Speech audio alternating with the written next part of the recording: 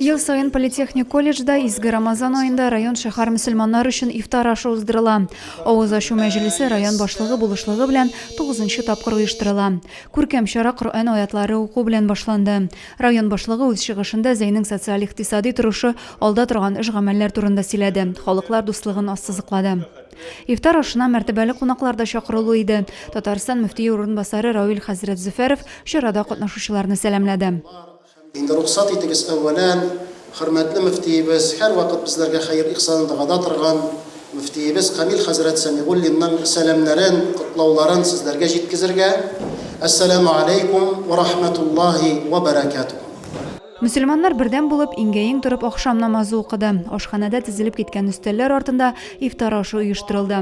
Ул изге китап сүзләре, хәзрәтләр вәгазьләре белән аралашып барды.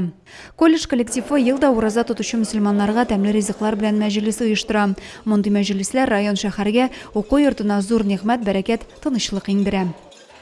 Адилә Бурханова, Александр Тимофеев, Максим Майоров, Зей хәбәрләре.